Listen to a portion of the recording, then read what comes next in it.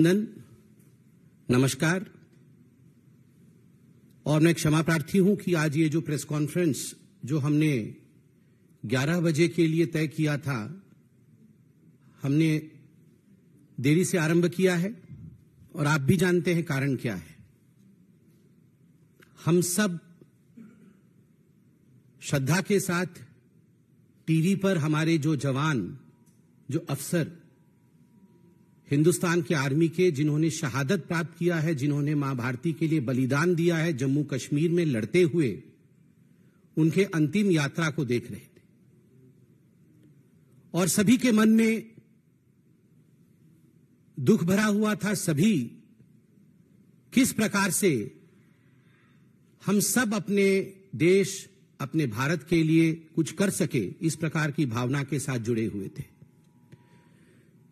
मगर मुझे आश्चर्य होता है कि जब ऐसी परिस्थिति देश में होती है, आप लोगों में से कई चैनल ये भी दिखा रहे हैं कि अभी अटैक्स चल रहे हैं, आतंकवादी हमले हो रहे हैं, उस बीच भी कुछ नेता ऐसे हैं जो बयान देते हैं जो देश के विरोध होता है, जिसमें देश का विरोध होता है। कांग्रेस के जाने माने नेता, कांग्रेस के दिग्गज नेता सैफुद्दीन सोज, उन्होंने कश्मीर में इस हमले को लेकर जिस प्रकार का बयान दिया है और कहा है कि हिंदुस्तान को चाहिए कि वो पाकिस्तान के साथ न केवल बात करे, अपितु आतंकवादियों के दिमाग के अंदर, आतंकवादियों के मन के अंदर क्या चल रहा है, उन्हें क्या चाहिए, उसे भी समझने की कोशिश प्रधानमंत्री नरेंद्र मोदी जी को करना चाहिए। आप सोच के देखिए, ये कांग्रेस की सोच है, ये कांग्रेस की सोच है। सैफुद्दीन सोज जो कांग्रेस के दिग्गज नेता है, जिन्होंने जम्मू कश्मीर को लेकर पहले अपने किताब में कश्मीर को लेकर प्लेबिसाइट होना चाहिए, कश्मीर अलग होना चाहिए, इस प्रकार के बयान भी दिए।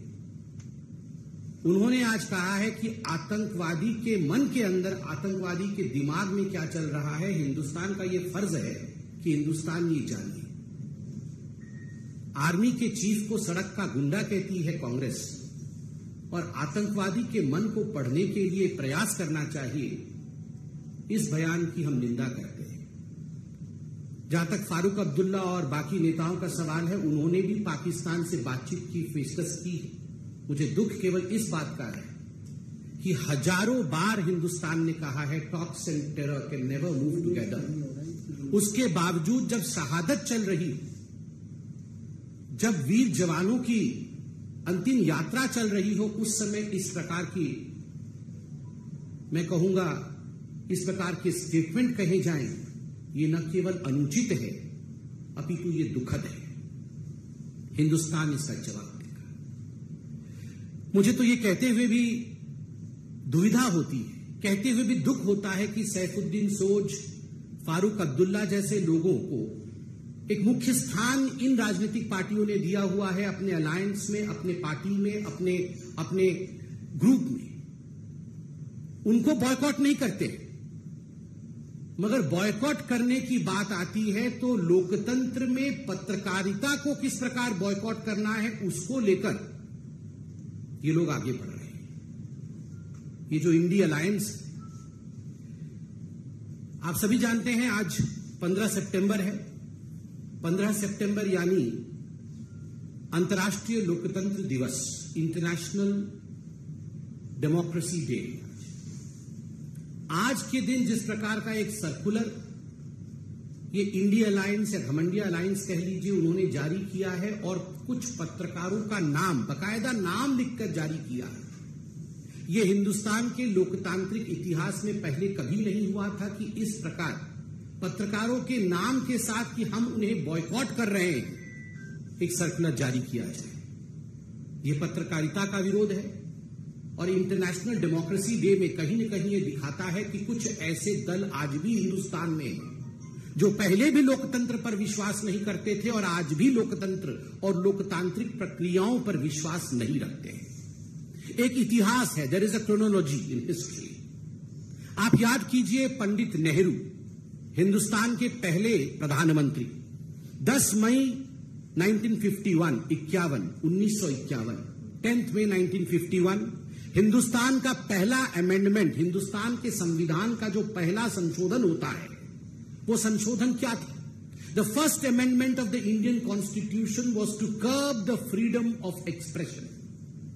किस प्रकार से रेस्ट्रिक्ट किया जाए फ्रीडम ऑफ स्पीच को, यह पहला संशोधन, प्रथम संशोधन था पंडित जवाहरलाल नेहरू का, भारतवर्ष का। आप सोच के देखिए, भारतवर्ष की उस समय इंटरिम सरकार चल रही थी, इलेक्शंस भी नहीं हुए थे, मगर एक इंटरिम गवर्नमेंट द्वारा पहला संशोधन, यह किस प्रकार फ्रीडम ऑफ स्पीच को रोका जाए उसको लेकर था। इंदिरा गांधी 25 जून 1975, 25 जून 1975 declaration of emergency, the black day in the history of India's democracy. इतिहास में हिंदुस्तान के लिए एक काला धब्बा बना था जब इमरजेंसी लागू इंदिरा गांधी ने किया था, और लाखों पत्रकारों को जिस प्रकार से प्रताड़ित किया गया था, संपादकीय तक पत्रकार लिख नहीं पाते थे। पुलिस बैठकर देखती थी वहां पर कि संपादकीय में कहीं इंदिरा गांधी के विरोध में कुछ लिखा जा रहा है या नहीं लिखा जा रहा है। मीसा कानून के अंतर्गत न जाने आप में से कई लोग यंग पत्रकार यहां बैठे हैं, आप में से कितने के पिताओं के ऊपर, कितनों के दादाओं के ऊपर, कितनों के जानकारों के ऊपर, कितने ही पत्रकारों के ऊपर जुल्म ढाया गया मीसा कानून के अंतर्गत, इस विषय से भी हिंदुस्तान वाकिफ है। राजीव गांधी 29 अगस्त 1988, डिफेमेशन बिल 1988, आप याद करिए उस समय बोफोर्स चरम पर था। कुछ ऐसे पत्रकार थे, जाबाज पत्रकार मैं कहूंगा उनको, और कुछ ऐसी पत्रकारिता थी जिन्होंने बोफोर्स को बड़े स्पष्ट रूप से उजागर किया था। The story of Bofors and bribe, किस प्रकार से भ्रष्ट और भ्रष्ट नेता बोफोर्स में लिप्त थे। राजीव गांधी जी के इस चरित्र को उजागर करने का काम कुछ बहुत बड़े अखबारों ने किया था। उनको लेकर जिस प्रकार एक डिफेमेशन कानून लाने का प्रयास 1988 में राजीव गांधी की सरकार ने किया था, कानून ले भी आए थे, मगर हिंदुस्तान के इतिहास का वो पहला कानून बना जिसको वापस लेना पड़ा, क्योंकि पत्रकार जगत एक होकर खड़ा हो गए। There was unity amongst the media people, सारे मीडिया के लोग एक होकर खड़े हो गए, जाग उठे, हिंदुस्तान जाग उठा, और अंततोगत्वा प्रेस कॉन्फ्रेंस करके राजीव गांधी को डिफेमेशन बिल 1988 वापस लेना पड़ा, जिसमें उन्होंने सोचा था कि जो गांधी परिवार के खिलाफ या उनके खिलाफ लिखेगा उसे सजा दी जाएगी। राहुल गांधी जी से मैं सवाल पूछना चाहता हूं, लिस्ट तो आपने जारी की है, क्या यह लिस्ट मोहब्बत की दुकान की लिस्ट है? सामान नफरत का और दुकान मोहब्बत का, ऐसा तो कभी नहीं हो सकता। You have shown your contempt against media. Hindustan के लोकतंत्र में जो चौथा स्तंभ है, the fourth pillar of Indian democracy, that is media. Media के प्रति जिस प्रकार का नफरत आपने प्रदर्शित किया है, मैं आपसे पूछना चाहता हूं, क्या यह मोहब्बत की दुकान? कदाचित नहीं। मित्रों, जब ये नेता सवाल पूछते हैं, कांग्रेस पार्टी के नेता जब सवाल पूछते हैं कि सर्जिकल स्ट्राइक में हमें सबूत चाहिए, जब कांग्रेस पार्टी के नेता और आम आदमी पार्टी के नेता ये सवाल पूछते हैं कि सर्जिकल स्ट्राइक और एयर स्ट्राइक फर्जी था, आप हमें सबूत ला के दिखाइए, गिव अस द एविडेंस। जब कांग्रेस पार्टी के दिग्गज नेता पूछते हैं कि भगवान राम किस कमरे में पैदा हुए, बताओ इस कमरे में पैदा हुए या उस कमरे में पैदा हुए। जब किसी दूसरे पॉलिटिकल पार्टी जो आज घमंडिया अलायंस में है, उसके नेता पूछते हैं भगवान राम ने किस इंजीनियरिंग कॉलेज से इंजीनियरिंग की, बताइए। जब ये सवाल पूछते हैं तो ठीक है, जायज है, इनको बॉयकॉट नहीं किया जाएगा। मगर जब पत्रकार डिबेट में सवाल पूछ लेता है इनसे कि आपके राज्य में भ्रष्टाचार क्यों हो रहा है, आपने जो आंकड़े प्रस्तुत किए थे वो आंकड़े गलत थे, सही आंकड़े ये है, क्या हिंदुस्तान की ग्रोथ स्टोरी आज विश्व में एक रिकॉर्ड नहीं कायम कर रही? क्या G20 सफल हुआ या नहीं हुआ?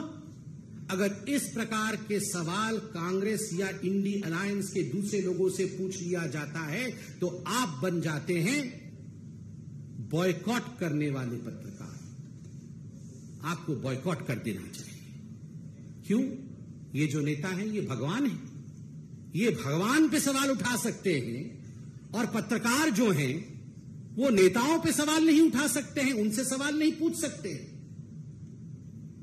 मित्रों, ये राहुल गांधी जब विदेश जाते हैं, अभी भी विदेश में है जहां तक मैं जानता हूं, कुछ प्राइवेट मीटिंग वगैरह कर रहे हैं। आज मैंने देखा था सोशल मीडिया, श्याम पित्रोदा ने बताया प्राइवेट मीटिंग गुप्त रखी जाएगी, बताया नहीं जाएगा।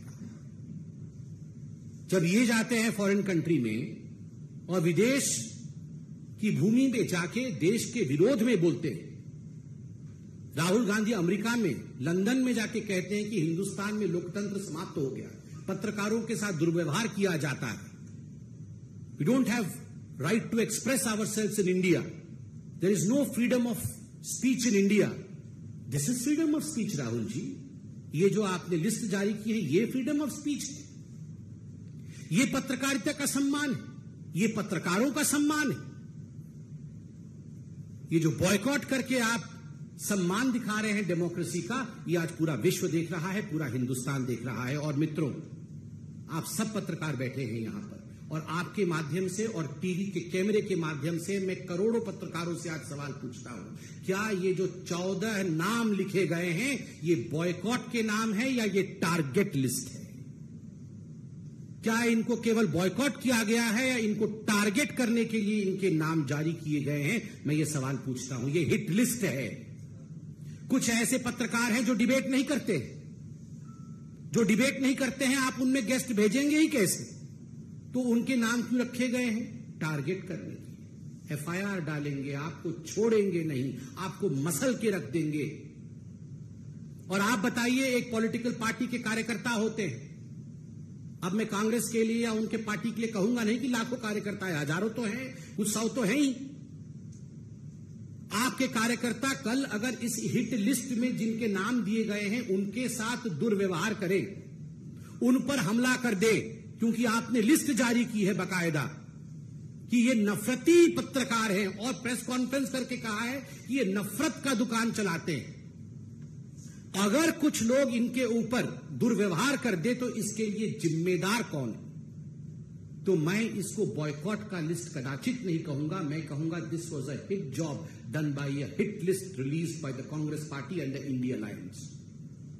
ये एक हिट जॉब है और मुझे लगता है इसे सारे पत्रकार फ्रेटर्निटी को बहुत गंभीरता से लेने की आवश्यकता है।